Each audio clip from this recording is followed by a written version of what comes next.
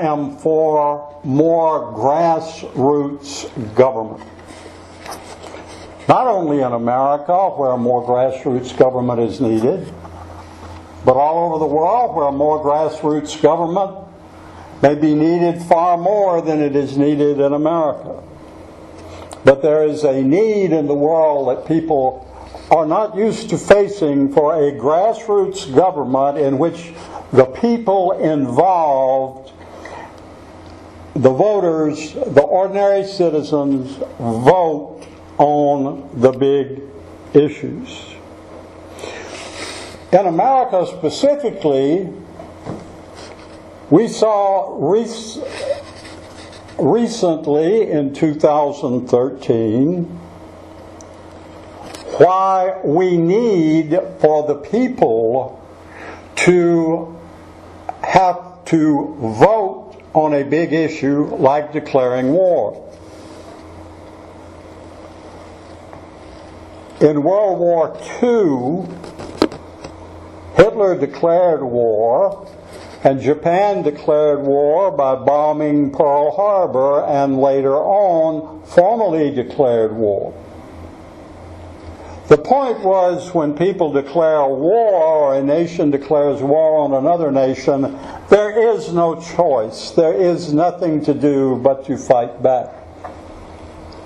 But on the other hand, when it is what is called a police action, but it really means the possibility of starting a war, if the people are going to have to be in a war in which their children may be shot or their taxes may have to pay for, the people have a right to make that decision. In violation of a rule of international warfare in Syria in 2013, the president at that time was going to drop bombs, that is, declare war, the possible war. And he was going to do this without approval of the people, without approval of Congress if necessary, and he said without approval of the United Nations. Now what this boils down to is dictatorial rule in which one man, one judgment makes a decision, and the nation is dragged along. In the case in Syria, the president drew back and reconsidered being a one-man government band. But what if he had not done so? He had not drawn back and reconsidered under pressure from the international community. What if he had been alone in carrying out what seems to us to be bad judgment because he was doing it alone? In this case, it ought to be obvious. We cannot leave decisions like this to politicians who may or may not have bad judgment. In this case, the politician had enough good judgment to draw back. But what if we had had one with bad judgment who had not drawn back? The people need to vote where there is a risk of war. And if we are considering actually declaring war, naturally the people should be allowed to vote. But even if there is going to be violence and perhaps only a risk of war, the people should have a vote. After all, who can guarantee that there is going to be no war following an act of violence? There is a vital difference in being attacked by an enemy and attacking a government or a situation that seems to be an enemy. Once again, let the people have a voice.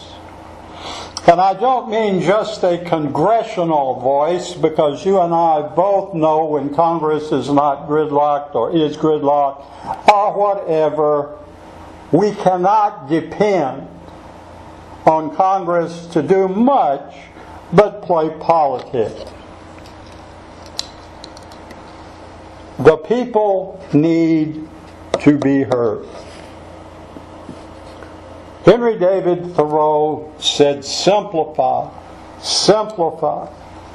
And we need to simplify government because it is getting out of hand. It needs some control. The politicians are not going to do it. The politicians are going to continue spending. There are so many agencies of the American government, directly and indirectly created, one created by the other, that it is extremely difficult to tell how many agencies we have or to give any figures on what the cost is. That is what I mean. The politicians often lack the power to discipline government or themselves.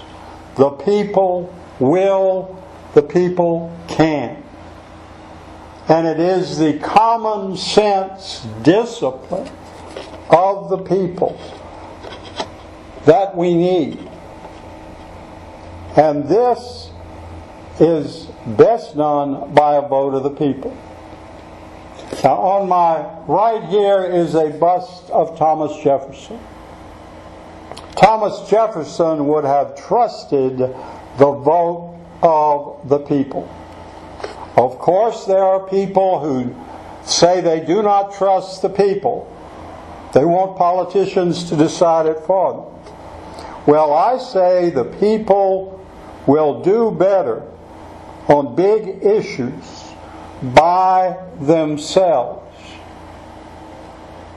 And if the people are not given a chance to vote on this, they have every right to complain. Simplify government. Let the people vote on big issues and rule. This is now technologically possible. If you will remember, on your phone, you can touch some of the phones and it recognizes your fingerprint. We are living in a technological age where many marvels in voting can take place that 200 years ago were not possible. In the age of horses and sailing ships, if you remember, the Battle of New Orleans was fought 2 weeks after the war was over because communications were so poor. We now have a chance in a national referendum or a national vote on big issues to give the people the true democracy that was not possible several hundred years ago.